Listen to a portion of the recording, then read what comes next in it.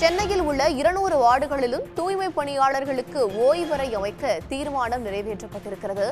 அண்மை செய்தியாக பார்க்கிறோம். சென்னை மாநகராட்சி மன்ற கூட்டத்தில் இது தொடர்பான தீர்மானம் நிறைவேற்றப்பட்டிருக்கிறது. கூடுதல் தகவல்களை வழங்குகிறார் செய்தியாளர் நாகார்ஜுன். விரிவான தகவல் என்ன?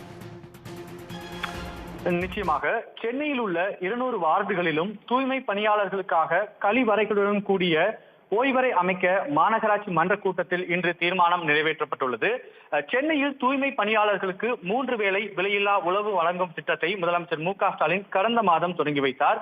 அப்போது சென்னையில் 200 வார்டுகளிலும் தூய்மை பணியாளர்களுக்காக கழிவறைகளுடன் கூடிய ஓய்வறை அமைக்கப்படும் என முதலமைச்சர் அறிவித்திருந்தார். இந்த நிலையில்தான் சென்னையில் உள்ள 15 மண்டலங்களிலும் தூய்மை பணியாளர்களுக்கு உடை மாற்று மற்றும் கழிவறை வசதிகளுடன் கூடிய ஓய்வெடுக்கும் அறை அமைக்கப்படுவதற்கான தீர்மானம் இன்று சென்னை பெருநகர மாநகராட்சி மாமன்ற கூட்டத்தில் நிறைவேற்றப்பட்டுள்ளது. மொத்தம் 30 கோடி ரூபாய் இப்பணிகளுக்காக ஒதுக்கீடு செய்யப்பட்டுள்ளது.